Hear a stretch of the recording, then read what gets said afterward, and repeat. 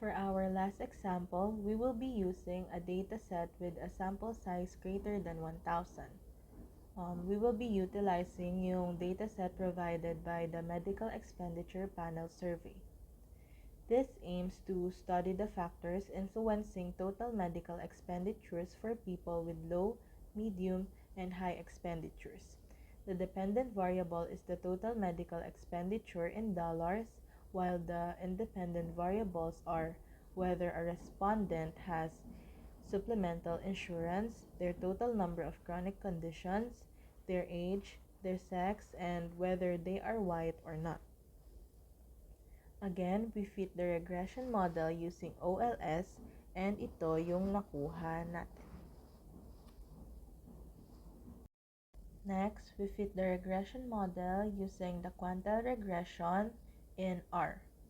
Ito yung fitted models na nakuha natin. Ito yung fitted models na nakuha natin per quantile. Dito naman, we must note that since n is large, the summary function defaulted to SE equals NID, which returns standard errors and t-test outputs instead of upper and lower bounds. Since hindi nakukuha as an output sa R yung quantile regression coefficients confidence intervals kapag n is large, we will use this formula to compute for the confidence interval. So, coefficient plus minus 1.96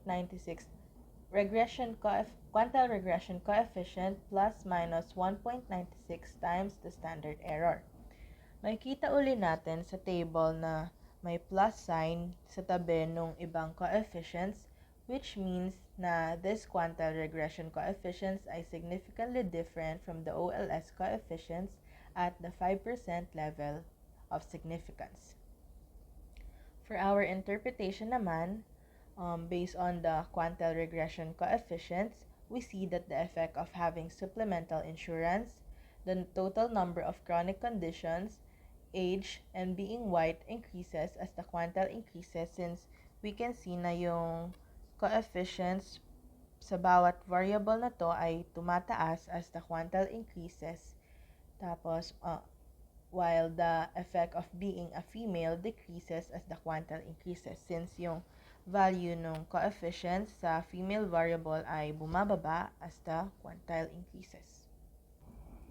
Kagaya sa mga naunang examples, we did a formal test of significant difference using the Wald test, and makikita natin na yung p-value na nakuha ay lower than our alpha. Thus, looking at the output, we can see that we got a significant result, meaning the models at the three quantiles are significantly different from each other. This being said, we have sufficient evidence to conclude that the joint effect of the independent variables on the dependent variable differ in the models at least one pair of quantiles. This also implies that there is variation in the effect of the regressors across the different quantiles.